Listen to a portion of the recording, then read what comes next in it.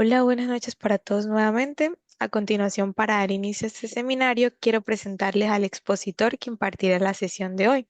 Su nombre es Jonathan Martínez Líbano, es psicólogo, docente de pre y posgrado, director del Magíster en Educación Emocional y Convivencia Escolar de la UNAP, Magíster en Gestión Educativa y en RRH y Habilidades Directivas, doctor en Psicología Clínica y de la Salud, posgrado en Trastornos de la Personalidad, Perspectivas Actuales de la PUC, certificado en Enseñanza Superior y en Estrategias de Enseñanza Digital, además de ser director de variados diplomados de terapia cognitivo-conductual acá en ADIPA. Vamos a darle paso al profesor Jonathan para que inicie con la presentación de hoy. Profe, todo suyo. Bien, muchas gracias. Gracias por la presentación. Bueno, el día de hoy vamos a hacer una clase, ¿verdad? Acerca de un poquito de la terapia cognitiva conductual en el trauma. Vamos a hablar hoy claramente de cuáles son sus aportes, ¿verdad? De qué forma trabaja la terapia cognitiva conductual. Eh, Dado que si nosotros revisamos claramente los metaanálisis en la actualidad, nosotros observamos claramente que la terapia cognitiva conductual, por cierto, aparece dentro de las mejores, ¿ya? Para el tratamiento del trauma, ¿ya? Sin embargo, ojo, hay que tener algunas observaciones bien importantes, sobre todo cuando estamos con pacientes menores de edad, por ejemplo, que hay un tipo de terapia cognitiva conductual que se llama terapia cognitiva conductual centrada en el trauma, que trabaja tanto con el niño o el adolescente, pero también con los padres, ¿ya? Entonces la idea es que hoy día podamos hacer un breve repaso en una hora bien difícil como profundizar en varias cosas, pero igual estaré atento obviamente a vuestras preguntas que quieran hacer, ¿ya? Un poquito como introducción, queridos colegas, hay que entender un poquito de que la mayoría de la población va a experimentar o ha experimentado un trauma, ¿ya? De hecho, probablemente si nosotros hacemos la encuesta entre los que estamos acá presentes, 238 personas, yo le aseguro que la mayoría de nosotros ha experimentado un trauma, ¿ya? Ojo, porque el trauma no solamente implica, y esto creo que es prudente referirlo, no solamente implica vivenciarlo uno, sino que también observarlo o saber acerca del trauma, ¿verdad?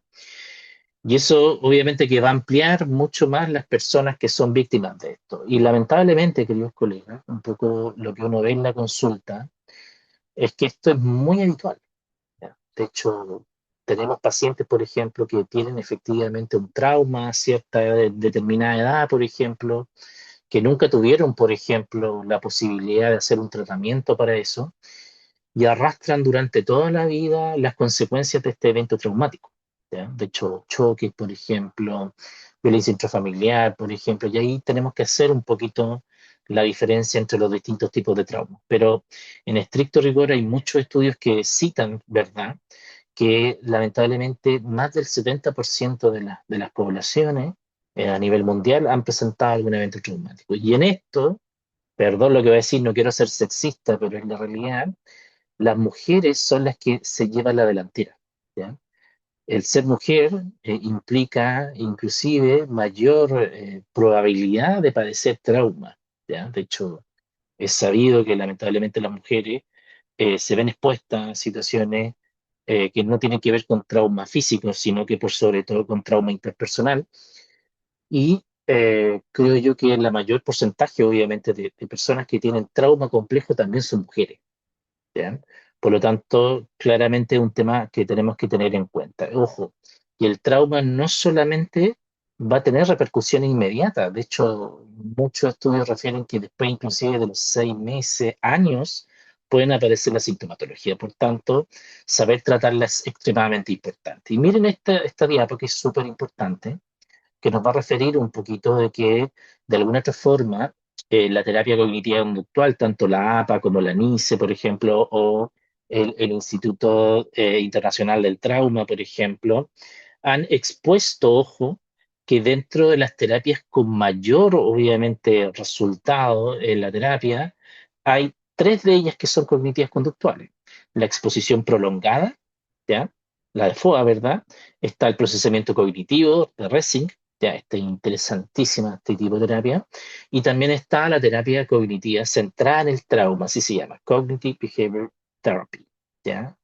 Entonces, estos tres métodos finalmente o formas de acercamiento al tratamiento del trauma, la terapia cognitiva conductual los ha ordenado, ¿ya? O sea, de alguna otra forma hay ciertas técnicas, ¿verdad?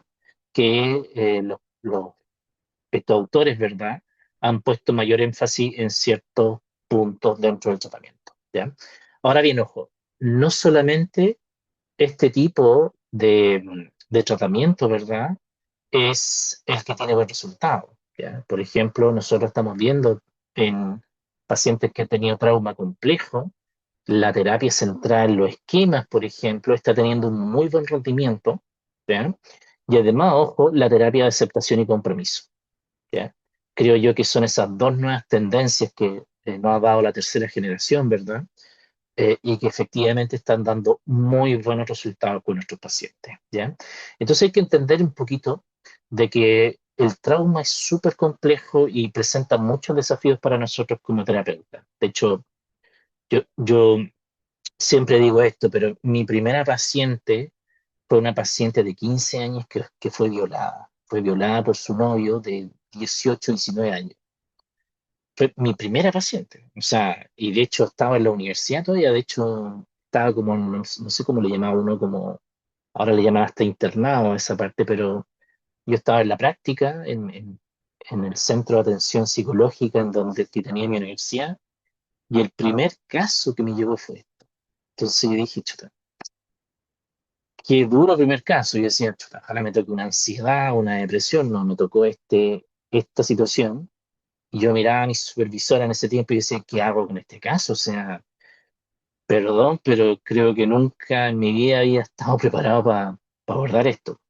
Y efectivamente es uno de los grandes desafíos que tenemos en la práctica clínica en la actualidad. Y de hecho, ojo, es muy probable que su consulta, ¿verdad?, esté llegando muchos pacientes con trauma complejo que han tenido eventos sucesivos en el tiempo en donde efectivamente han sufrido, no sé, abandono, abuso, negligencia por parte de los cuidadores primarios, después por las parejas. Entonces, vemos que se están repitiendo finalmente algunos patrones. Entonces, ¿qué es lo que vemos acá, queridos colegas? Que de alguna otra forma existe una gran heterogeneidad clínica, ¿verdad? Existe una gran cantidad de presentación del síntoma del paciente y eso es un elemento central que nos lleva finalmente a que debemos necesariamente psicoeducar al paciente, ¿ya?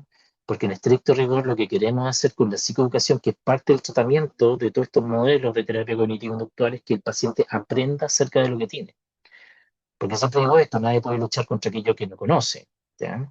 Entonces, si yo no sé que esta situación traumática me puede llevar a estos síntomas, puedo creer que estoy obviamente peor, ¿ya? Pero no es así porque efectivamente hay algunas repercusiones que son, de hecho, son identificables para ciertos tipos de trauma inclusive, ¿ya?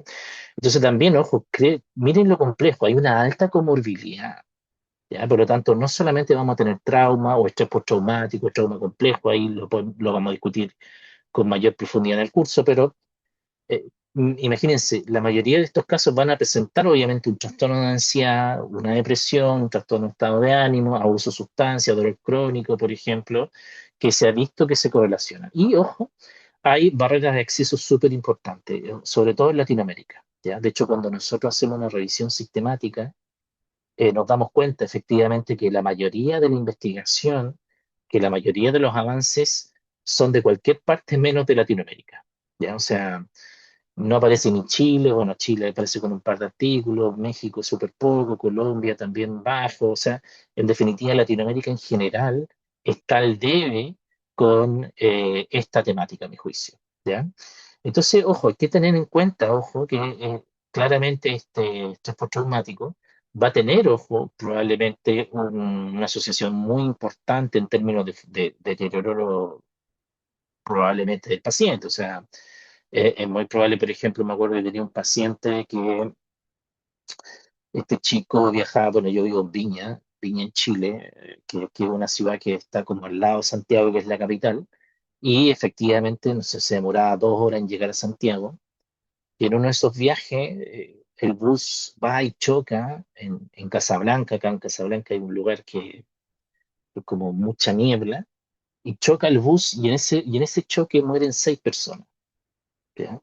Y él iba en el bus donde esas personas murieron. O sea, claramente después de esa situación, obviamente no quería ir a trabajar. O sea, y lo entiendo. O sea, después no quería subirse al bus, por ejemplo.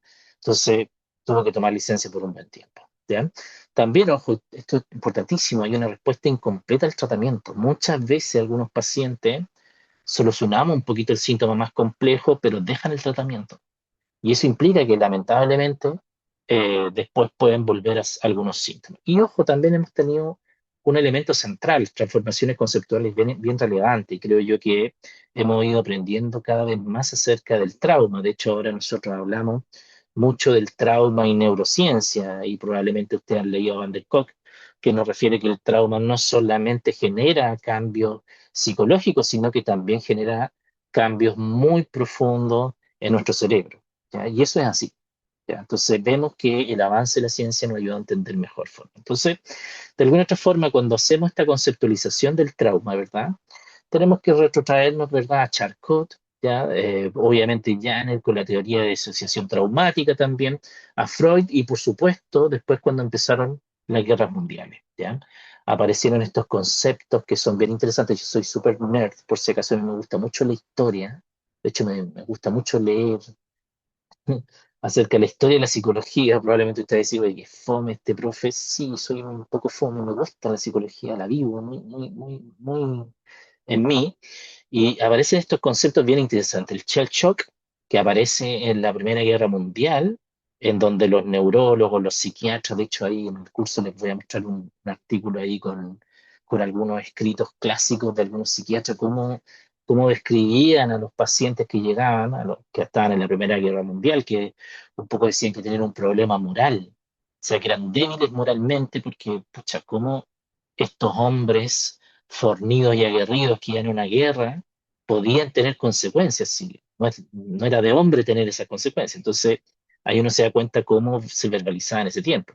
Y después, por supuesto, la neurosis de guerra. Y claramente nosotros sabemos que gracias a la guerra de Vietnam es cuando ya efectivamente el concepto, el constructo de estrés postraumático ya se centra en todo lo que tiene que ver en los diagnósticos, ¿ya? Entonces, de alguna otra forma hay que entender un poquito de que el TEP aparece dentro de lo que es el DSM-3, ¿ya? Impulsado por los veteranos de Vietnam, como les decía anteriormente, y esto ha tenido ciertas evoluciones en el tiempo, ¿ya? Creo yo que, por ejemplo, la más interesante que se dio gracias al CI-11, por ejemplo, es la incorporación del trauma persistente o del trauma complejo, ¿verdad?, dentro de los criterios, ya que aún no está en el DSM, por si acaso, pero muy probablemente nosotros lo vamos a conceptualizar en el DSM-6 cuando aparezca, ¿ya? Porque el CI-11 ya lo conceptualiza, o sea, ya hay un concepto real. Y efectivamente nosotros eso lo revisamos y lo vemos claramente con nuestros pacientes. O sea, efectivamente nosotros sabemos muy bien diferenciar ahora entre un paciente que tiene un TEP y un paciente que tiene un trauma complejo. Ya, es muy clara la línea, por lo tanto, efectivamente, a mi juicio, es muy probable cuando aparezca el DSM-6, probablemente va a venir en las categorías. Entonces, aquí está, hay un debate un poquito nosológico de este constructo, en donde está, por ejemplo, si es que en definitiva el TEP es responsable del evento o parte de la respuesta finalmente. Y aquí está la posición traumatógena, ¿verdad? Que nos dice que va a enfatizar, por ejemplo, las propiedades del evento, la amenaza vital, la violencia interpersonal, la intencionalidad, por ejemplo, del perpetrador. Ya se acuerdan que en el DSM-5, ¿verdad? Aparece esto, ¿verdad? En donde la persona vive una situación específica, o sea, la vive, la vio o la supo, y en razón de eso aparecen estas sintomatologías. Pero también, ojo, está la posición reaccional, que va a privilegiar la respuesta subjetiva de horror, por ejemplo, impotencia y terror como criterio definitorio del trauma. ¿Ya? Entonces, aquí es muy importante tener en cuenta, a mi juicio, ambas posiciones, ¿ya? Porque acá lo más importante, a mi juicio, para el tratamiento no solamente está en determinar la situación que generó el trauma, ¿ya? Sino que efectivamente lo más relevante acá va a ser qué es lo que está manteniendo el trauma, ¿ya? Por ejemplo, no sé, típicos casos que llegan a la consulta, mujer con violencia intrafamiliar, por ejemplo, que cuando hacemos toda la biografía de la paciente nos damos cuenta que, claro, en la adolescencia sufrió abandono, en la niñez, por ejemplo, había negligencia muy importante. Por ejemplo, tengo una cantidad de casos que lo vamos a ver en el curso, que efectivamente uno se da cuenta de que esto lamentablemente es súper, súper como como consistente en el tiempo. O sea, esta negligencia, abandono, violencia, no solamente se dio en su familia de origen, sino que se ha mantenido durante el tiempo, ¿ya? Y ahí efectivamente vamos a discutir por qué. En definitiva, ojo, y aquí van a ver estos conceptos, ¿verdad?, de la Judy Herman, que es la primera que empieza a hablar del trauma complejo, también que va a ser reforzada por Van der Kolk con toda esta teoría de la neurociencia, y el C11, donde efectivamente vemos que van a haber en estos problemas, en estos pacientes, perdón, muchos problemas, ¿verdad?, de regulación afectiva, de autopercepción y problemas también en la relación interpersonal. Entonces, ahí la primera pregunta que probablemente uno se hace y claramente aparece cuando estamos atendiendo a nuestros pacientes es por qué esta mujer o por qué este hombre finalmente que ha tenido tantas situaciones traumáticas en su vida, abandono, qué sé yo, sigue perpetuando eso, o sigue teniendo estas dinámicas. Y ahí efectivamente nos damos cuenta de que el sistema de alerta o de alarma del paciente está apagado, ¿ya? ¿Por qué? Porque en definitiva, fíjense lo interesante esto, que las personas que han sufrido este trauma complejo, eh, pucha, las personas que se lo perpetuaron fueron aquellas personas que supuestamente lo tenían que cuidar. Generalmente son los papás, los cuidadores primarios, por ejemplo, o recuerdo un par de pacientes por ahí, las abuelas con que vivían.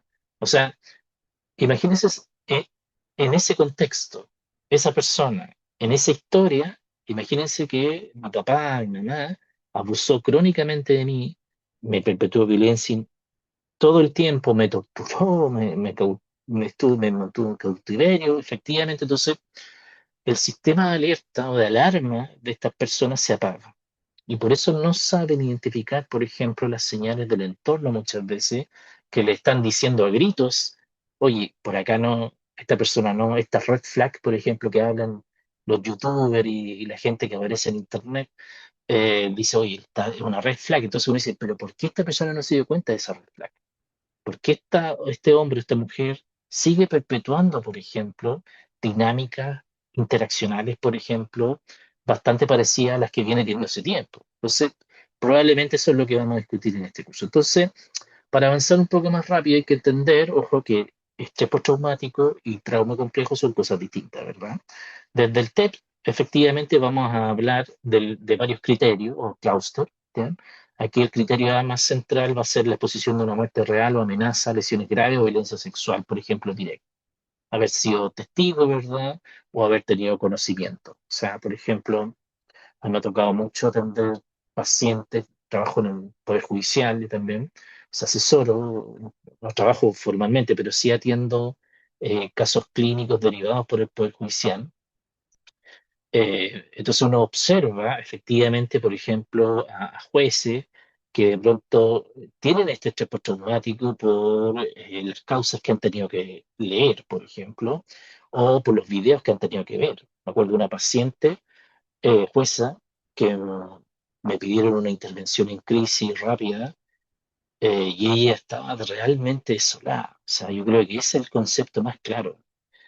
Y le había tocado ver una prueba donde no voy a repetir lo que aparecía, pero en definitiva era una situación muy, muy traumática. O sea, tan traumática que de verdad ella estaba extremadamente angustiada, porque además, ojo, se trataba de un niño.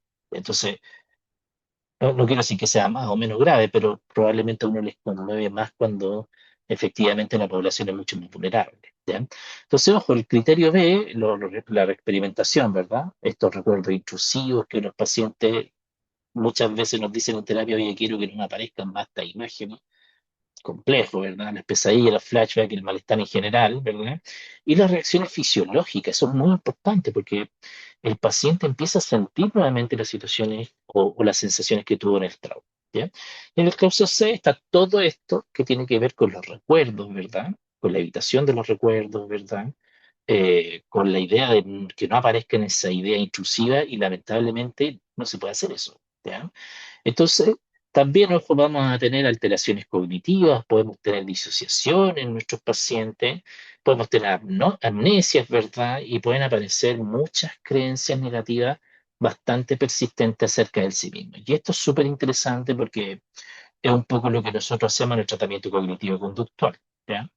Lo que nosotros hacemos, dependiendo obviamente de la técnica, trabajamos, por ejemplo, con el procesamiento cognitivo o reprocesamiento cognitivo, lo leo en algún artículo, pero es básicamente lo mismo. Es que le pedimos al paciente que pueda, de alguna otra forma, relatar el trauma, ¿ya?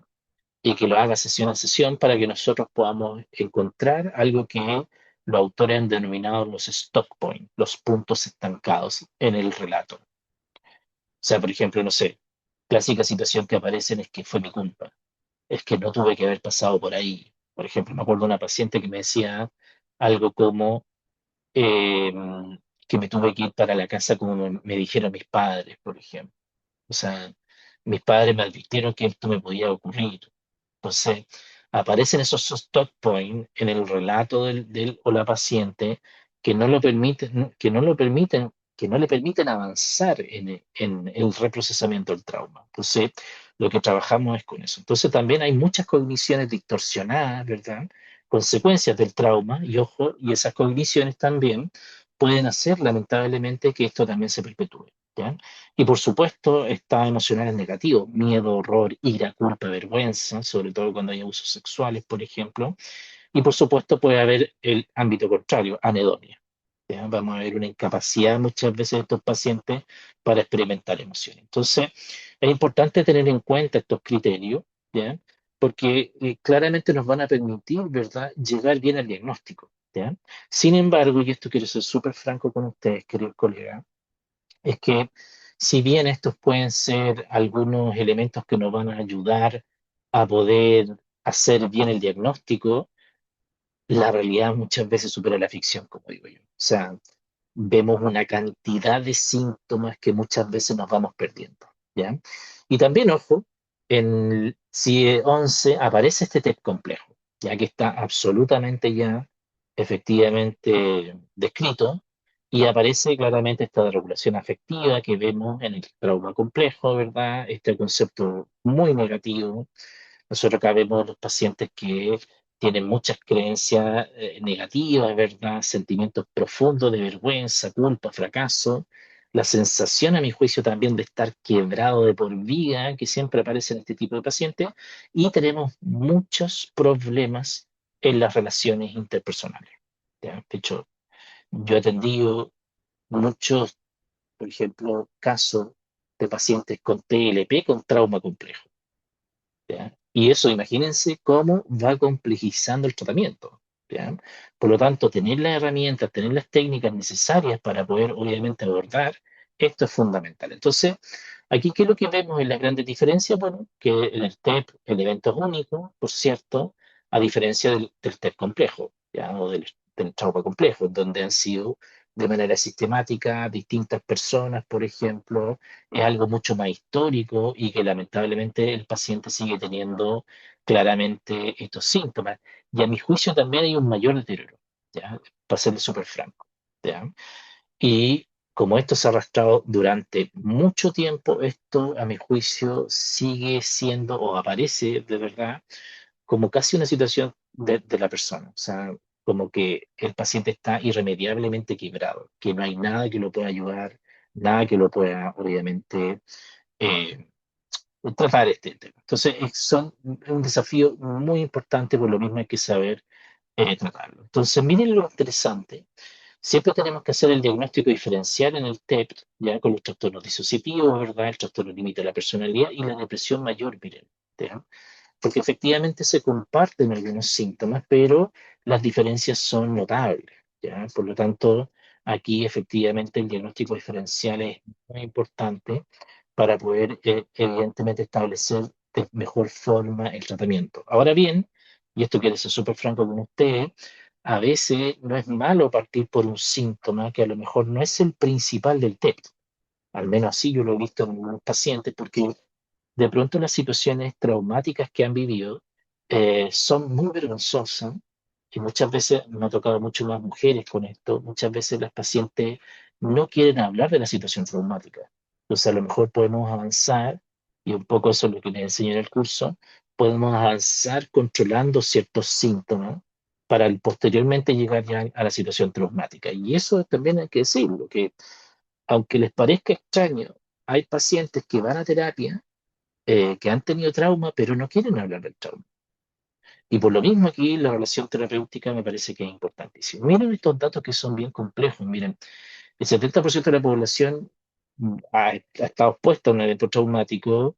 De alguna otra forma, esas personas que han estado en eventos traumáticos han estado en promedio 3,2 veces en eventos traumáticos, o sea, muchas veces eh, hay personas que probablemente se repiten estas situaciones, o sea, probablemente en lugares donde hay violencia, narcotráfico, por ejemplo, o guerras, por ejemplo, es muy probable que esa población haya tenido muchos más eventos traumáticos que aquellas que no. ¿Ya? Y miren, esta la última prevalencia de un 5,6% de la población pareciera ser estar en esta vertiente. ¿Ya? Acá es bien complejo, ¿eh? A mi juicio. Ya en América Latina hay pocos indicadores de prevalencia. Hay por ahí algunos que vamos a ver, algunos que también les voy a mostrar en el curso, pero en definitiva no es algo que esté muy, muy estudiado. Por lo tanto, efectivamente en Latinoamérica esto es una oportunidad, ¿verdad?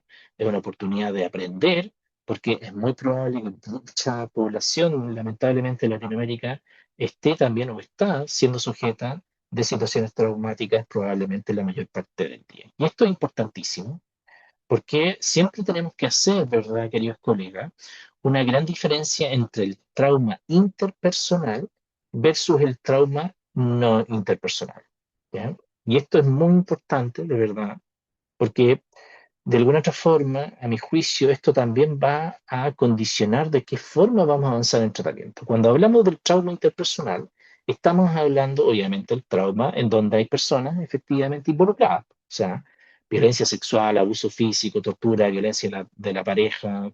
Entonces, efectivamente, este trauma interpersonal, hay otras personas involucradas en esta situación, a diferencia del trauma no interpersonal. Por ejemplo, puede ser un accidente o un desastre natural, por ejemplo, el COVID, por ejemplo.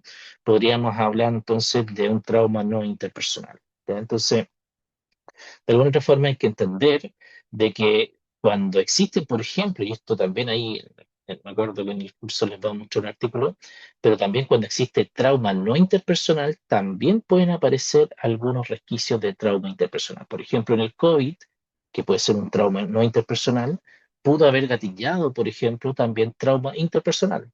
¿A qué me refiero con esto? Que el que estuviésemos obviamente concentrados, estuviésemos, por ejemplo, encerrados en nuestras casas, nosotros sabemos que aumentó, ¿verdad?, la violencia interpersonal, la violencia doméstica, por ejemplo. Entonces, ojo, una puede llevar a la otra, sin lugar a dudas. Entonces, hay que entender, ojo, que pueden haber factores pretraumáticos, peritraumáticos y postraumáticos. ¿Ya? Por ejemplo, el sexo femenino tiene la mayor probabilidad de, lamentablemente, ser expuesta a una situación traumática. Historia psiquiátrica previa. ¿Ya? De hecho, por ahí veía, recuerdo un artículo, que los pacientes que están en psiquiátrico tienen sus derechos absolutamente vulnerados, o sea, claramente sí. ¿Ya? El trauma infantil previo, el bajo nivel educativo y el neuroticismo, presentación de síntomas ansiosos, depresivos, pueden ser algunos factores de riesgo. ¿Ya? También, ojo, durante el trauma, la gravedad de percibir el trauma, el miedo intenso, la disociación, ¿verdad? Y la percepción de amenaza vital pueden generar que este trauma sea mucho más complejo, ¿verdad? Y ojo, los postraumáticos, el bajo apoyo social, las evaluaciones cognitivas negativas pueden, de verdad, ser un factor más de riesgo. Entonces, como les decía, el TEP tiene alta comorbilidad, miren qué interesante, el 50% coexiste con depresión mayor, un tercio con trastorno de ansiedad y un cuarto con uso de sustancias. ¿Ya? Entonces, es importante tener en cuenta, entonces, como les decía, queridos colegas, muchas veces yo he partido, por ejemplo, con síntomas que no son propios del TEP. Por ejemplo, con pacientes, para un poquito ayudarlos a que retorne un poquito el control de sus vidas, he partido con técnicas para la ansiedad. Pero ojo, yo debo ser súper franco con ustedes. Yo sé que no estoy solucionando el TEP, pero estoy avanzando poquito a poquito para poder llegar a esa confianza que requerimos con este tipo de pacientes, para después, evidentemente, aplicar técnicas que son mucho más complejas, ¿verdad?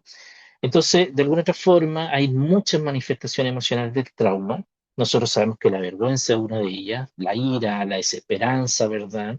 Por lo tanto, no solamente vamos a hablar de síntomas que están en el DSM-5 o en el CIE-11, sino que también van a haber ciertas situaciones que efectivamente podemos nosotros trabajar con técnicas cognitivas conductuales. Por ejemplo, hay, por ejemplo, cogniciones muy negativas sobre el yo mismo, sobre sí mismo, ¿verdad? Soy inadecuado, no puedo confiar en mi juicio, por ejemplo. Las cogniciones sobre el mundo también. El mundo es completamente peligroso, ¿ya? Y la autoculpa, la atribución interna, por ejemplo, la responsabilidad del evento traumático. Son claramente las cogniciones más habituales, ¿ya?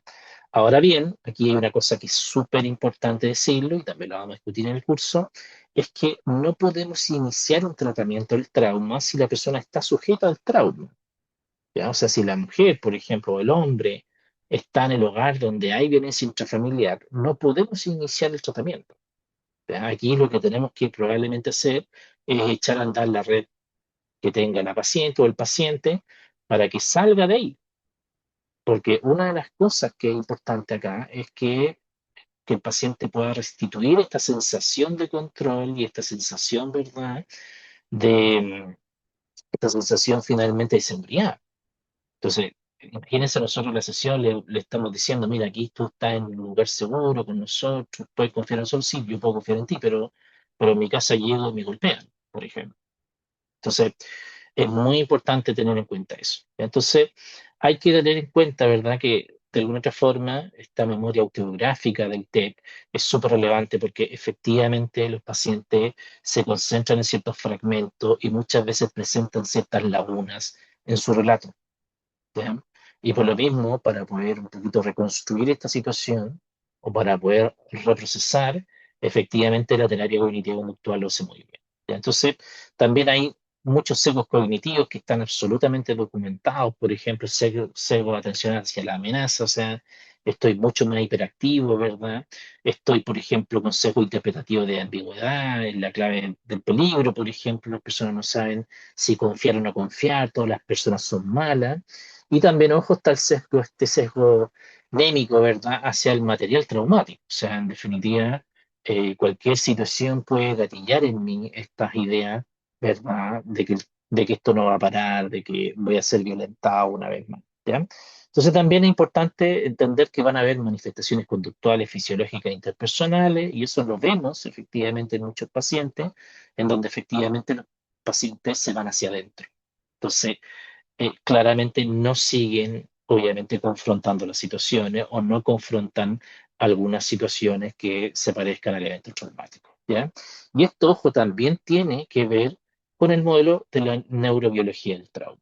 Y aquí, obviamente, este modelo clásico, ¿verdad?, del procesamiento del miedo nos postula, ¿verdad?, que la amígdala constituye el nodo central, ¿verdad?, de la adquisición, almacenamiento y expresión de las asociaciones del medio condicionado. Entonces, aquí es muy importante entender de que, de alguna otra forma, cuando existe esta hiperactivación, no es solamente una hiperactivación en razón de lo que piensa el paciente, sino que probablemente este paciente está con una hiperactivación prefrontal muy crítica y por lo tanto se le hace muy difícil controlar la sintomatología, ¿ya? Y en razón de eso, ojo, y creo que es importante, los modelos cognitivos conductuales tienen ciertos fundamentos teóricos que nos van a un poquito ayudar a entender, ojo, cómo ocurre esto. Y una de las teorías más clásicas, ¿verdad?, que lo estoy aquí viendo súper básicamente, perdón, es la teoría bifactorial de Bauer, ¿ya? Donde efectivamente condiciona, disculpen, integra el condicionamiento clásico con el condicionamiento operante, ¿ya? Y esto tiene que ver con que muchas veces, ¿verdad?, el paciente se condiciona a la situación traumática. Se los puedo decir en términos súper sencillos. Una paciente que tenía yo llegó a la consulta porque no estaba comiendo. ¿Ya? No estaba comiendo, los papás de hecho me la llevan a la consulta porque pensaban que ella estaba con una anorexia. ¿Ya? Y la paciente, cuando la entrevista me dice, Jonathan, lo único que quiero es comer. Pues sí, dije, qué raro, ¿no? O sea, claramente es una anorexia. Entonces ella me contó una situación que cambió un poco su vida, que estaba en una carne asada, no sé cómo le dirán asado, le decimos nosotros en Chile, barbacoa, no sé cómo lo dirán los colegas extranjeros esto. Y entonces estaba comiendo un pedazo de carne y se atoró con el pedazo de carne. Entonces le hicieron la maniobra ahí de urgencia y salió el pedazo de carne. Entonces eso, fíjense, condicionó a la paciente, ¿verdad?, a tener miedo a poner cualquier cosa sólida en su boca. Y obviamente esto fue reforzado, ¿verdad?, por el entorno. ¿Ya? Y esto a su vez, ojo, fue reforzado por ella misma, porque efectivamente tenía un miedo terrible a que esto ocurriera. Entonces, o que le volviera a ocurrir nuevamente el ahogarse y más encima si estuviera solo. Entonces, efectivamente, esta teoría bifactorial nos ayuda muy bien a entender eso. ¿Ya?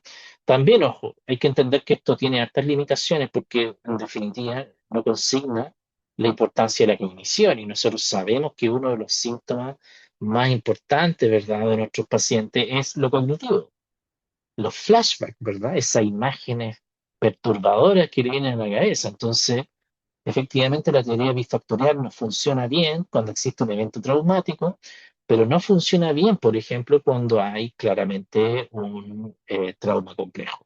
¿Ya? Y aquí efectivamente vemos, por ejemplo, que el modelo de procesamiento emocional, ¿verdad?, de Foucault-Cossack, nos va a ayudar un poquito a entender de qué forma el miedo ya se transforma en algo muy patológico. ¿Ya? Y hay que entender un poquito de que estas implicancias clínicas van a estar muy centradas, ¿verdad?, en que de alguna otra forma los pacientes cuando viven un evento traumático siguen reexperimentando esta situación traumática, ¿ya? Y eso es importante tenerlo en cuenta, de que el trauma no para cuando terminó la situación traumática, sino que el paciente vive reexperimentándola, por lo tanto sigue angustiándose, sigue teniendo miedo. Acuérdense esta famosa frase que aparece ahora desde la neurociencia, que el cerebro, ¿verdad?, no hace la diferencia entre lo que piensa, lo que vive y lo que imagina. Por lo tanto, cada vez que yo estoy recordando el trauma, también entonces estoy experienciando el trauma, ¿ya? Y el modelo cognitivo de Ehlers y Clark, que probablemente es uno de los más interesantes que existe, estos chiquillos tienen esta premisa central de que el TEP se mantiene cuando el individuo procesa el evento traumático de un modo que genera sentido de amenaza actual, grave y persistente. ¿Ya? Por lo tanto, esto va a estar ligado a dos procesos interrelacionados muy interesantes. Primero, las evaluaciones cognitivas excesivamente negativas, que muchas veces van a estar muy ligadas, obviamente, al evento traumático, ¿verdad? Y la perturbación de la memoria autográfica. Muchas veces hay una insuficiencia, y aquí está la clave del tratamiento cognitivo-conductual del trauma, existe una insuficiencia de elaboración e integración del contexto temporal, espacial y autobiográfico del paciente. ¿Ya? Por lo tanto, muchas veces esta perturbación de la memoria autobiográfica genera la activación entonces de estos recuerdos perturbadores. ¿Ya? Entonces hay que entender muchas veces de que distintos modelos, ¿verdad?, van a tener en cuenta que van a existir estas evaluaciones cognitivas negativas. ¿Ya? Por ejemplo, sobre el evento. ¿Fui yo quien lo provocó? ¿O debí haber hecho algo diferente? Sobre las propias reacciones. El hecho de que me disocie, por ejemplo, significa que estoy roto o irremediablemente irrecuperable. Sobre las consecuencias, mi vida está irremediablemente destruida, estoy quebrada. ¿Ya? Nunca más podré confiar en nadie. Y sobre el futuro, el peligro puede reaparecer en cualquier momento. Entonces, de alguna otra forma, ojo, estas cogniciones, ¿verdad?, disparan efectivamente emociones negativas, ¿ya? Lo que hace que lamentablemente este problema se mantenga en el tiempo. ¿Ya? O sea, en definitiva, si no hay tratamiento es muy probable, ¿verdad?, de que efectivamente esto se mantenga por el tiempo. Entonces, van a haber algunas estrategias, ¿verdad?, de control que mantienen el tiempo. ¿Ya? ¿Por qué? Porque en definitiva, muchas veces la no confrontación hace de que el problema se perpetúe. O sea, por ejemplo, los pacientes quieren evitar el recuerdo, a como de lugar. Entonces hacen grandes esfuerzos para no acordarse de lo que está sucediendo. Y ahí, por ejemplo, pueden aparecer conductas compensatorias, como por ejemplo el cortarse, utilizar drogas, qué sé yo, ¿ya? Porque intentan de alguna otra forma suprimir esa imagen, esos pensamientos y no pueden. Ya, también, ojo, existe un acontecimiento bastante habitual que es la rumiación permanente. ¿Por qué me pasó esto? ¿Qué quiere decir esto, por ejemplo? ¿Qué hubiese pasado si no hubiese ido? Entonces el paciente sigue y sigue rumiando. Y también por las conductas de seguridad, que yo entiendo por qué existen, porque al principio efectivamente es muy deseable que el organismo te dice, oye, protégete, eh, oye, no salgas a la calle, es potencialmente peligroso, puede acontecer algo grave. Entonces, efectivamente, tenemos esas conductas de seguridad, pero el problema de eso es que claramente mantienen el problema. ¿Ya? Y también, ojo, el uso de sustancias que muchas veces nos va a llevar claramente a esto. Entonces, hay, ojo, en esta situación, no solamente mantenedores eh, que, como les decía anteriormente, sino que están, por ejemplo, estas asunciones destrozadas, ¿ya? Que de alguna otra forma las personas van a sostener, ojo, implícitamente la creencia en que el mundo, por ejemplo, benevolente, consentido y un yo digno, por ejemplo, el trauma viola esas asunciones. ¿Ya? Generando claramente una desorientación en las personas. O sea, en definitiva, las personas tendemos a pensar de que el mundo claramente es bueno, de que hay estas situaciones, ¿verdad? Entonces, cuando aparece el trauma o aparece una situación traumática, la persona, por así decirlo, se desajusta, porque no le calza, en definitiva, no le calza lo que está viviendo ahora con lo que debería ser el mundo. Entonces ahí tenemos que nosotros como psicólogos restablecer esa idea, ¿ya? Y también por la remoción postraumática, como les decía, ¿por qué a mí? ¿Por qué yo si no hubiese ido? Entonces la paciente o el paciente está la mayor parte del tiempo ahí, ¿ya? Y también los factores conductuales que mantienen el trauma, bueno, la evitación experiencial, ya eso sabemos que efectivamente el no confrontar las situaciones, por ejemplo, el no subirme al ascensor si, no sé, tuve algún problema en el ascensor, el no comer algo sólido como la paciente que les decía, o sea, lo único que hace es generar una evitación y perpetuar, obviamente, esta situación traumática. Y las conductas de seguridad, por supuesto, cerrar la cerradura o tratar de no salir, por ejemplo, también pueden ser conductas que hacen que mantenga el trauma. Entonces, de alguna otra forma, tenemos que entender, y esto creo que es importante, que no solamente el evento traumático es relevante en el tratamiento, sino que también los factores interpersonales y los contextuales. ¿Ya? De hecho, como decíamos anteriormente, los pacientes que tienen trauma complejo tienden a tener problemas de relación con las personas. Entonces, restituir ese equilibrio también puede ser interesante y acá probablemente la técnica que más funciona es la terapia dialéctica conductual. ¿Ya? Y aquí hay algo súper importante, de verdad que es extremadamente importante, que es la relación terapéutica. ¿Ya? De hecho, como les decía, queridos colegas, a veces uno puede avanzar con ciertas técnicas más sencillas al principio. Yo sé que no estoy solucionando el trauma, pero eso me da un poquito de tiempo para que el paciente empiece a confiar mucho más en mí, ¿ya?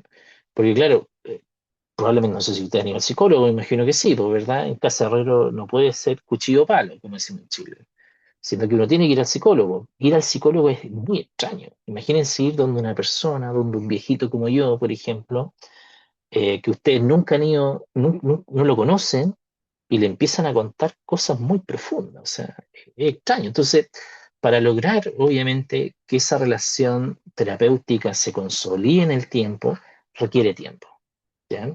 Por lo tanto, a mi juicio aquí, el elemento central, a veces para confrontar todas estas situaciones traumáticas, tiene que ver con la relación terapéutica, ¿ya? Por lo tanto, nosotros sabemos que esta relación también cura, ¿ya? Entonces, no tenemos que ser terapeutas cognitivos conductuales antiguos, o sea, como los más viejitos que yo, inclusive, en donde la conducta lo es todo. Yo sé que es importante la conducta, por cierto, pero la relación terapéutica también sana. Los vínculos sanan. Por lo tanto, si yo confío, no sé, en el Jonathan, que es mi psicólogo, probablemente voy a abrir el capítulo más triste de mi vida, el capítulo más angustiante de mi vida, que probablemente me genera extremadamente vergüenza, ¿ya? Entonces, claro, con mi psicólogo puedo abordar esto. Por ejemplo, me aborda una paciente con trauma complejo, que trabajamos súper bien con ella, trabajamos harto tiempo, ¿ya? Y desapareció, anduvo bien, empezó a controlar todo, pero un día para otro volvió a la consulta y volvió peor que antes. Imagínense, dije, pucha, qué lata, o sea, que fome, que a lo mejor todos los avances que habíamos hecho se fueron al tarro a la basura. Pero no fue así. ¿Ya? Volvió a la terapia porque la historia, su vida, la llevó a confrontarse a una situación súper horrible, honestamente. Horrible, horrible. Nuevamente. Y eso activó una serie de situaciones, creencias nucleares, por ejemplo, que tuvimos que trabajarla claramente en la terapia. ¿Ya? Entonces, tenemos que trabajar muy fuertemente, por ejemplo, la vergüenza, la culpa, ¿verdad? Que son claramente habituales en este tipo de tratamiento. ¿Ya? Y acá hay algo que es importante. Hay que entender, ojo, que en terapia cognitivo-conductual hay ciertos protocolos en TCC. Tenemos por un lado la exposición prolongada, por otro lado tenemos la terapia de procesamiento cognitivo o reprocesamiento cognitivo y la terapia centrada en el trauma. Pero también, como les advertí al principio de esta clase, también tenemos estrategias de tercera generación que están funcionando extraordinariamente bien, efectivamente, con estos pacientes. ¿Ya? Porque a veces este tipo de protocolo efectivamente ayuda muy bien a trabajar, por ejemplo, el control, por ejemplo, de las emociones, el control de los pensamientos, por ejemplo, la disipación, por ejemplo, de ciertas imágenes perturbadoras, pero ojo, muchas veces también pueden fallar, porque en estricto rigor, díganle a un paciente que tiene un estrés postraumático o un trauma complejo que no piense en esa situación traumática. Prácticamente imposible. O sea, a veces creo yo que la solución más radical y más profunda va a tener que ver con la forma en que el paciente muchas veces se va a relacionar con esos pensamientos. Y eso es un poco lo que hago yo con la terapia de aceptación y compromiso, ¿ya? En donde un poquito ayudamos al paciente a que se relacione de una manera un poquito más amable, más compasiva, inclusive un poquito más a distancia, ¿verdad?, de esos malditos recuerdos. ¿Ya? Entonces hay que entender, ojo, a mi juicio, que esta síntesis del tratamiento en el trauma es muy relevante. O sea, yo creo que tenemos que trabajar claramente en la activación controladora, por ejemplo, del recuerdo traumático muchas veces, que lo vamos a trabajar en la seguridad terapéutica con el paciente, la elaboración de la narrativa del trauma, que esa probablemente es la situación más compleja que vamos a tener que abordar en la terapia, y la modificación de cogniciones, que es muy importante trabajar esas creencias racionales que están arraigadas en el paciente, y la reducción de la evitación, que probablemente para llegar a ese punto, efectivamente el paciente tiene que confiar en su psicólogo, porque si no es muy difícil que lo haga. Entonces, es importante siempre en la clínica de la TCC partir por una evaluación, que también lo vamos a ver en el curso, lo vamos a ver obviamente mucho más en profundidad, pero hay distintas formas de medir el trauma. Ojo, hay escalas que miden estrés postraumático, hay escalas que miden trauma complejo, por lo tanto hay que utilizar la evaluación como parte del tratamiento, ¿ya? Y esto hay que ser súper cuidadoso, ¿ya? Porque efectivamente si empezamos a medir, medir, medir y sin darle un contexto al paciente, esto puede retraumatizar al paciente, ¿ya? Por lo tanto, tenemos que dar las condiciones necesarias de seguridad, ¿verdad? Entender o hacerle entender al paciente de que esto del tratamiento cognitivo-conductual es colaborativo, ojo, que la idea de que para que él esté bien tiene que hacer cosas, y efectivamente, y esto creo que es importante, si usted tiene la mayor cantidad de técnicas y un poquito lo que intento hacer en este curso, es muy probable que usted le va a poder ofrecer al paciente un camino, ¿ya? Por eso le puse una elección, ¿ya? Podemos ofrecerle un ritmo y partamos controlando la ansiedad, por ejemplo, que puede ser el camino con el cual yo más he trabajado, ¿ya? Y también el empoderamiento, porque en definitiva, como siempre digo, la terapia no es pasiva, la terapia es activa, ¿ya? Tanto desde el psicólogo como del paciente, ¿ya? Entonces, hay mucha evidencia científica de que efectivamente la resiliencia terapéutica es fundamental. De hecho, una de las cosas que uno recomienda cuando trabaja con pacientes con trauma es decirle, mira, ¿por dónde quieres comenzar? Esa frase es muy importante porque devuelve algo de control al paciente, ¿ya? Sin embargo, y creo que esto también es importante, muchas de las técnicas que vamos a ver no se recomiendan empezar a enseñarlas o aplicarlas con los pacientes si es que tenemos estas tres condiciones. Esto es súper importante, se los traje a colación porque me interesa que lo recuerden. Primero, si hay riesgo suicida, no se puede comenzar, obviamente, con un tratamiento profundo en el trauma, por si acaso. Tenemos que, obviamente, centrarnos en eso. Si hay disociación severa, tampoco, ¿ya? Porque efectivamente el paciente pucha, está perdiendo inclusive un poco el contacto con el entorno. Y tampoco si hay revictimización actual. O sea, estas tres condiciones usted siempre tiene que mirarlas en su paciente, y un poco lo que hablamos en el curso es, si el paciente tiene riesgo de suicida, no puede avanzar con ciertas técnicas, si el paciente presenta disociación tampoco, y si el paciente actualmente está siendo víctima de violencia o de alguna situación traumática, tampoco puede avanzar. ¿Ya? Por lo tanto, es importante tener en cuenta esto siempre. ¿Ya? Y hay distintos instrumentos que también vamos a revisar en profundidad. Hay algunos que claramente se usan más que otros, hay algunos que ahí los vamos a ver largo y tendido, los vamos a mostrar, vamos a ver cómo se corrigen para que usted los pueda aplicar con sus pacientes, pero está el CAP5, por ejemplo, el PSSI, por ejemplo, el SSSI, por ejemplo, el sí, el PLC, creo que también hay uno que se llama así, el TSI, por ejemplo, entre otros. O sea, en definitiva, hay una cantidad de escalas que usted puede efectivamente ocupar con sus pacientes, pero ojo, siempre importante tener entonces, ¿ya? Y creo yo que el primer punto siempre de la terapia cognitiva conductual es partir por el análisis funcional del trauma. ¿Ya? Creo yo que es importantísimo identificar, por ejemplo, y esto uno lo trabaja con el paciente en la sesión, que cuáles son los triggers, por ejemplo, cuáles son los elementos que activan, por ejemplo, los recuerdos traumáticos y llevan, por ejemplo, a las conductas de evitación.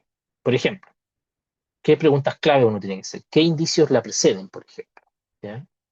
¿Cuál es la topografía completa? O sea, qué piensa, qué siente el paciente, qué nota cuando está en esta situación o recordando estos episodios, qué consecuencias obtiene este paciente en razón de ciertas conductas. Por ejemplo, si el paciente, no sé, imagínense este paciente que les decía yo que trabajaba en Santiago y tenía que viajar en bus, claro, se trataba de confrontar a subirse a un bus, mucha angustia, mucha activación.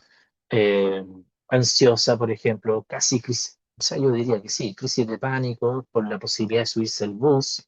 Entonces, claro, cuando él decía ya no me voy para la casa, no me subo al bus, claro, alivio inmediato. Entonces hay una función que está cumpliendo la evitación en la recuperación del paciente y eso claramente uno se lo tiene que explicar al paciente. ¿Ya? Entonces también hay que mapear esta red de evitación. ¿Qué lugar estoy evitando? ¿Qué persona estoy evitando? ¿Qué situaciones? ¿Qué conversaciones? ¿Qué recuerdos estoy tratando de evitar? Y también podemos usar algo que se usa en DBT, que es el análisis de la cadena conductual, que lo vamos a ver en la clase. ¿Ya? Por lo tanto, es súper importante hacer una conceptualización del caso. Tenemos que hacer una evaluación, la conceptualización y después el plan de tratamiento. ¿Ya? Nosotros trabajamos de esa forma. De hecho, los cognitivos conductuales siempre hacemos una evaluación, ¿verdad? Después, obviamente, identificamos por dónde vamos a avanzar y después empezamos a aplicar las técnicas y, por supuesto, después al final volvemos a hacer una evaluación, ojo, de nuevo, para ver si avanzó en el tratamiento. Aquí es importante siempre, a mi juicio, considerar a niños y adolescentes, porque hay algunas escalas que no están validadas para la población. A veces la imposibilidad del lenguaje también es importante tenerlo en cuenta.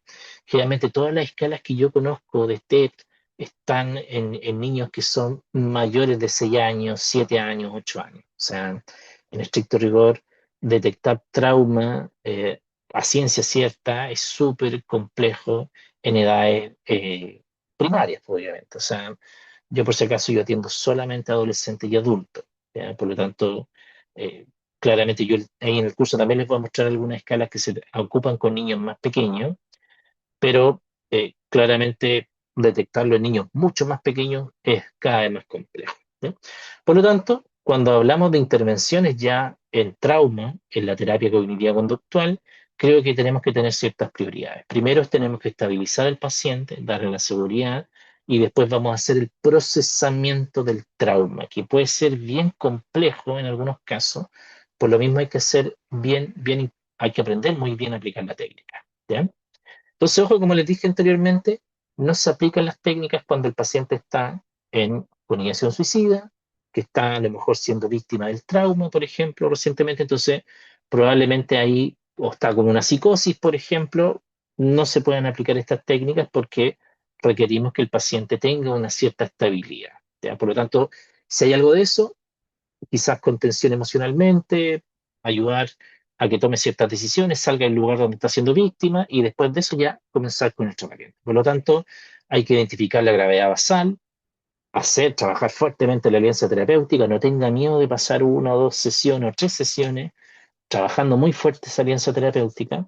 También es importante que el paciente entienda que esto es parte de un proceso y es muy importante que usted esté, obviamente, capacitado, ¿verdad?, para aplicar estas técnicas. Ya, la primera técnica o la primera terapia es la terapia de exposición prolongada. ¿Ya? Esta es bien compleja.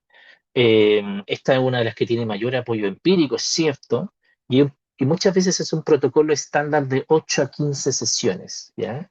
Que son individuales, por ejemplo, de 90 minutos, son sesiones bastante largas. Entonces, se parte siempre por la psicoeducación. Esto en el curso lo vamos a ver obviamente en profundidad. Después se trabaja mucho en técnicas de relajación, de respiración, y después se hace la exposición en vivo, que es lo más difícil. ¿Ya? Yo creo que eso es lo más difícil. Y también la exposición imaginaria. Yo al menos, honestamente, yo no hago exposición en vivo, yo trabajo mucho con exposición imaginaria, ¿ya?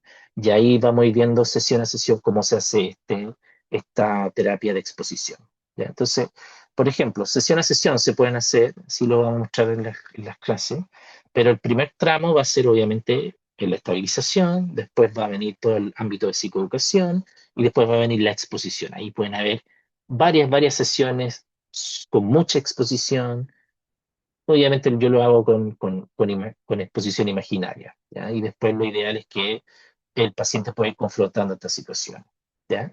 Acá, ¿cuál va a ser el mecanismo del cambio? Esto es súper importante. El mecanismo del cambio que utiliza esta terapia es la habituación en términos muy simples y muy burdos, disculpen que lo diga así, pero para que lo entiendan, en definitiva, las personas, ¿verdad?, van a poder sobrepasar estas situaciones traumáticas, dado que se exponen, ¿verdad?, a las imágenes perturbadoras o a las situaciones perturbadoras. O sea, en estricto rigor, lo que no te mata te hace más fuerte, dice. ¿Ya? El tema es que hay que saber elegir cuándo aplicar esta técnica y cuándo aplicar otra. ¿Ya? Hay mucha evidencia científica, por cierto, ¿ya?, de verdad. De hecho, hay paquetes, por así decirlo, parametrizados de esto, de entre 8 a 15 sesiones, ¿ya? Eh, pero generalmente más o menos por ahí. Hay muchas investigaciones con veteranos clásicos de Estados Unidos, por ejemplo. Hay una cantidad interesante, por ejemplo, de artículos al respecto, ¿ya? Ahora bien, se ha adaptado esto también, y esto es importante tenerlo en cuenta, al trauma complejo, ya que también vamos a ver esas vertientes que han avanzado hacia esto, porque de alguna otra forma exponerse a las situaciones traumáticas, aquí es importante tenerlo en cuenta que cuando usted vea trauma complejo, lo importante es que el paciente se tiene que exponer a situaciones de manera individuales. Acuérdense que el trauma complejo tiene muchas situaciones traumáticas durante la vida del tiempo. ¿Ya? Y esta es una de las más interesantes. ¿Ya? Esta es la terapia de procesamiento cognitivo o de reprocesamiento cognitivo, ¿ya? Aquí es súper compleja. Creo yo que tiene algunos elementos que a muchos terapeutas les da miedo hacerlo, ¿ya? Pero aquí lo más relevante va a ser el reprocesamiento del trauma, ¿ya? Vamos a partir con psicoeducación, vamos a hablar un poquito ahí, vamos a ir viendo sesión a sesión, la declaración del impacto, como el trauma, por ejemplo, afectó esas creencias, ¿verdad? Y vamos a identificar esto que le advertí anteriormente, colegas, los stock points, ¿ya?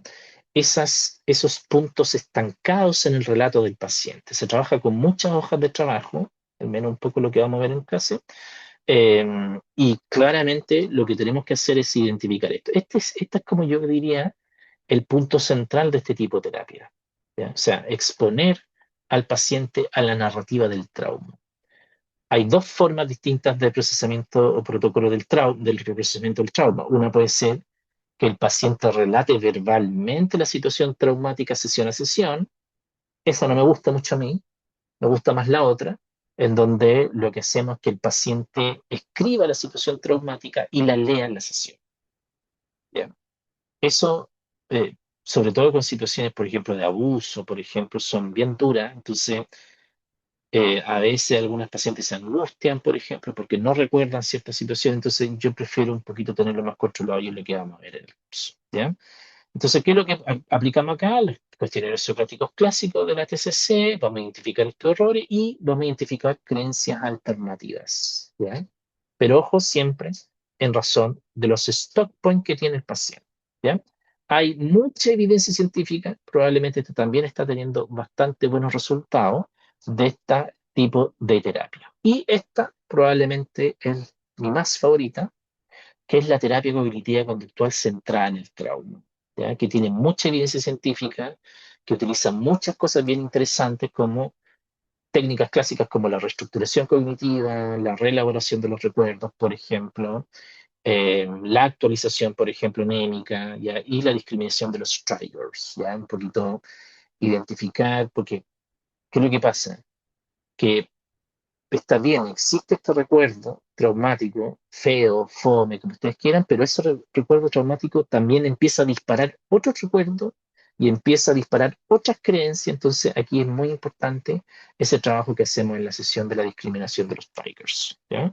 Y también trabajamos con experimentos conductuales. Perdón, me extendí, yo voy a terminar y solamente, me pasé 6 minutos, perdónenme, quiero avanzar a esto, porque probablemente una de las técnicas que en la actualidad a mí me está dando muy buenos resultados es la terapia de aceptación y compromiso en el trauma. ¿Por qué? Porque en definitiva aquí lo que hacemos con el paciente es que le ayudamos a que se pueda desapegar de esos pensamientos. Pero lo que pasa es que las pacientes, cuando le aparece ese pensamiento, ¿verdad?, angustiante, eh, empiezan a creer que son ese pensamiento o que están irremediablemente quebrados, ¿ya? Y efectivamente empiezan un poquito a perpetuar esta angustia de esto. Entonces, aquí vamos a trabajar con técnicas bien interesantes como la difusión cognitiva, que esta es mi favorita, que le pedimos que el paciente identifique o pueda observar los pensamientos solamente como eventos mentales, la aceptación y la disposición también. Trabajamos con la aceptación en este tipo de terapia. ¿Por qué? Porque en definitiva la aceptación no significa es conformismo, por si acaso. Siempre digo esto, la aceptación significa estar dispuesto a sentir. O sea, lo que queremos hacer es que muchas veces el paciente inclusive deje entrar los pensamientos perturbadores, porque nos hemos dado cuenta muchas veces que a veces dejarlo entrar genera menos angustia que tratar de evitar que entre. ¿Ya? Y el trabajo de los valores también, que es súper relevante. ¿Ya? Bien, pues queridos colegas, perdónenme, me pasé algunos minutitos, ya yo sé que están más centrados en bueno, en la terapia dialéctico-conductual, que también hay algunas cosas que las trabajamos y también lo vamos a ver en el curso, sobre todo la tolerancia al malestar y la regulación emocional y la efectividad interpersonal, ya que son situaciones muy, muy importantes y el mindfulness, por supuesto, como una estrategia transversal. Y hay otras estrategias bien cortitas que vamos a ver también en el curso, como las técnicas del grounding, en trauma complejo que funcionan extraordinariamente bien y que ayudan un poquito a retomar el control. Y también, me faltó acá en la diapo, la terapia central, los esquemas, que también son varias técnicas que les voy a mostrar en el curso y que yo creo que esas les van a gustar bastante. Bien, bien, colegas. Bueno, cualquier duda, cualquier pregunta quedo a vuestra disposición. Y la diapo yo sé que se las van a hacer llegar o va a estar en la plataforma, va a ser toda suya. Así que tranquilos, nomás si alguno no anotó, aquí les dejé las distintos diferentes tipos de terapia. Quedó bastante bonita. Ahora la inteligencia artificial hace cosas bien lindas como esta, por ejemplo. Ya, sí, estoy mejorando mis días. Y este también está súper interesante. Las trayectorias de recuperación tras el trauma. ¿Ya? Efectivamente, creo yo que hay ciertas etapas que también las vamos a ver dentro de lo que es el curso. Eso. Un abrazo, gracias por la paciencia y bueno, cualquier pregunta quedo atento. Eso. Chicos, ¿alguno tiene alguna consulta que hacerle al profesor para que pueda levantar la manito?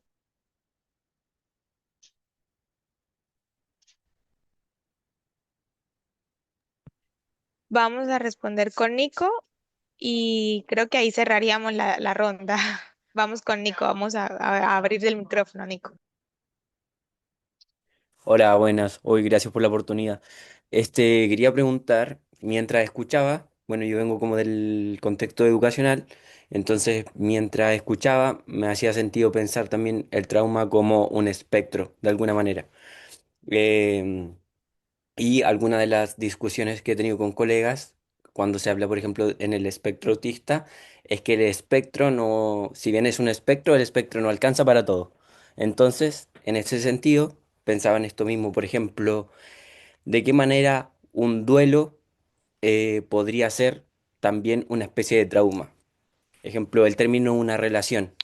Obviamente me imagino que si reúne ciertas condiciones podría entrar quizás en la categoría. ¿Cómo se van evaluando quizás esas sutilezas de alguna manera para uno comenzar a hablar de trauma? Creo que esa es la idea. Entiendo. Sí, comparto tu observación porque en definitiva aquí también tiene mucho que ver con la subjetividad, ¿verdad? O sea, el evento traumático no necesariamente es catastrófico, ¿ya? El abandono, por ejemplo, mm, no es un evento traumático, pero sí genera un impacto profundo en el sujeto. Entonces, yo creo que aquí hay un tema súper importante, a mi juicio, que tiene que ver, y creo que le das en el punto ahí, ¿quién era? Nicolás. Le dan el punto que en definitiva nosotros tenemos que construir la narrativa propia del paciente acerca del trauma, ¿ya? Porque, por ejemplo, para mí, quizás, no sé, hay alguna situación que quizás yo no interpreto como traumático, pero para otro que sí.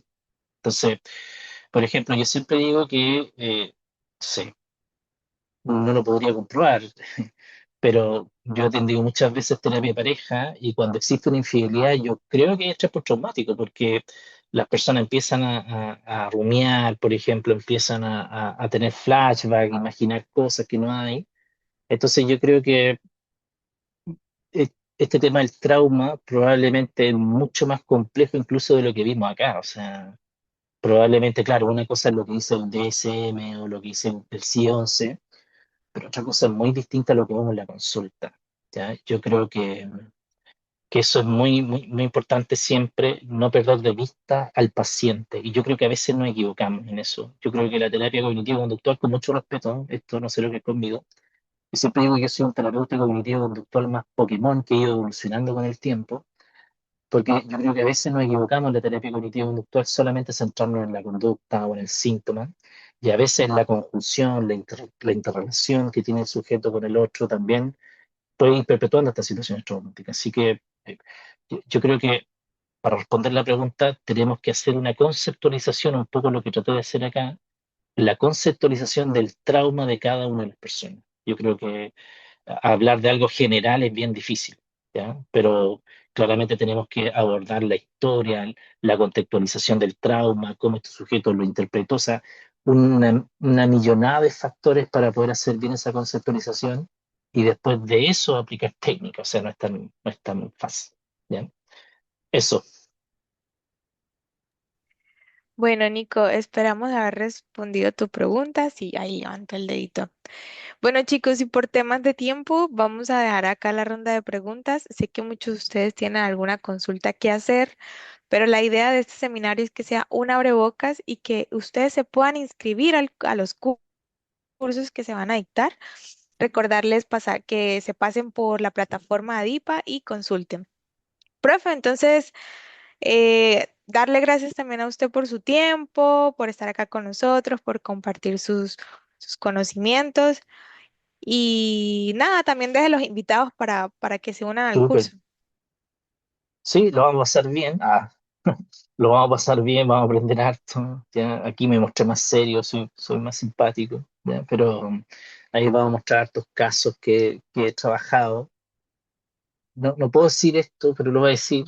Escucha, he tenido la oportunidad de trabajar con hartos casos de esto, entonces la idea es siempre mostrarle cómo uno lo hace, mostrarle un poquito esos secretos que nadie dice. Entonces, trato de ser bien didáctico en las clases y ojalá que se vayan con muchas técnicas para que puedan empezar a aplicarla con sus pacientes. Así que los dejo invitados. Yo creo que La pandemia dejó esta posibilidad de que efectivamente estamos en todas partes del mundo y podemos entendernos y obviamente también aprender de los otros. Así que bueno, súper, súper invitado a los cursos y que bueno, agradecerles también y siempre digo esto, siempre es un honor ser psicólogo o profesional de la salud porque además de ayudarme encima nos pagan, o sea, qué mejor trabajo, ¿ya? O sea, entonces hay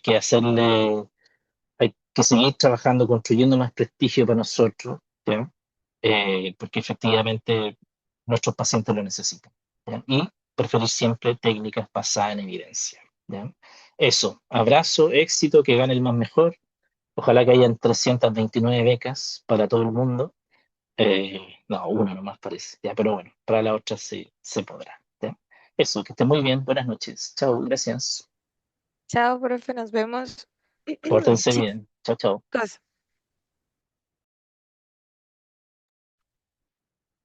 chicos, recordarles que se informan es de los dos cursos que pueden ver en la pantalla. El curso de especialización en psicoterapia cognitivo-conductual centrada en el trauma, el cual empezará el 19 de agosto. Son 4 clases y está dirigido a profesionales, como lo pueden ver acá en la pantalla. De este otro lado vemos el curso de técnicas y estrategias de la terapia de aceptación y compromiso ACT. Recordarles que también que este curso empieza el 21 de agosto. Son 2 sesiones y está dirigido a estas personas para poder hacer el curso.